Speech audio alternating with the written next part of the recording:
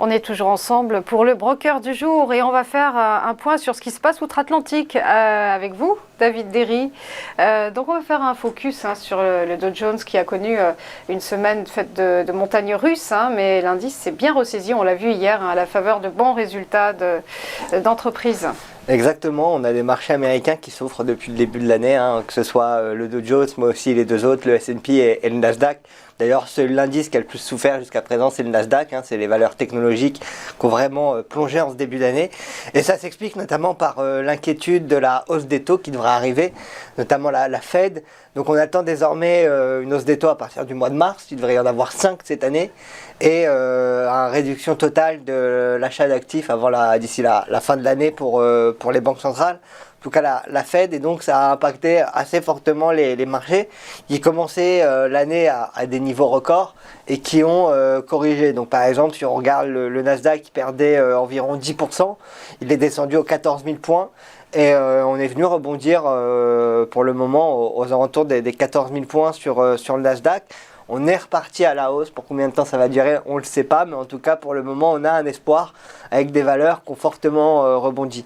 Le fait que surtout on ait la Fed maintenant qui soit passée derrière nous, on peut se concentrer sur les résultats d'entreprise, et si on regarde objectivement les résultats d'entreprise, ils restent positifs et ils restent corrects, parce que des entreprises qui ont annoncé pour le moment leurs résultats, donc c'est pas fini, il reste encore plusieurs sociétés, notamment Google cette semaine, et d'autres, PayPal aussi notamment qui est très attendu, Amazon, Alibaba, etc. etc. Et donc on voit un marché qui commence à rebondir, et donc on a espoir de voir justement ce marché rebondir. Et donc comme je le disais, les résultats d'entreprise étaient plutôt bons, donc les nouvelles ont plutôt été positives. Il y a eu aussi plusieurs entreprises qui avaient publié la semaine dernière, il y a notamment Microsoft qui avait fait beaucoup parler d'elle, et donc beaucoup de gens attendaient les résultats parce qu'il y avait eu le rachat de Activision, et on voit aujourd'hui que dans l'industrie du jeu vidéo il se passe beaucoup de choses. Donc il y a eu Microsoft qui a racheté Activision, il y a eu Tech2 Interactive qui est le maison mère de GTA qui a racheté Zynga, l'éditeur mobile, et il y a Sony qui vient d'annoncer justement le rachat de la maison mère de Halo, donc de l'éditeur du jeu Halo. Et donc on voit qu'il y a beaucoup de choses qui se passent dans ce secteur-là. Et donc Microsoft, qui publiait leurs résultats, était quand même assez attendu. Des résultats qui ont été très très bons pour Microsoft, parce que ils ont annoncé plus de 50 milliards de chiffre d'affaires et plus de 18 milliards de bénéfices. Donc ça a été plutôt assez positif pour l'entreprise Microsoft.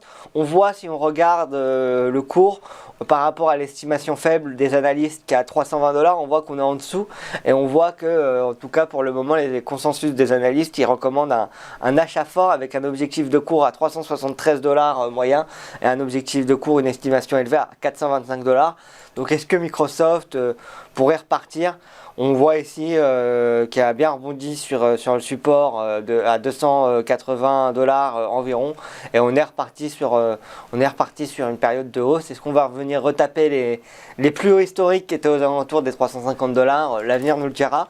Et puis il y avait aussi Apple qui a aussi elle aussi partagé des résultats toujours aussi impressionnants. Apple qui ne se fait plus, n'a plus besoin de prouver son rôle de leader sur les marchés. Il réalise plus de 100 milliards de chiffre d'affaires, et Apple qui justement détruit la concurrence, et arrive vraiment à sortir son épingle du jeu avec notamment l'iPhone, les écouteurs sans fil, etc., etc.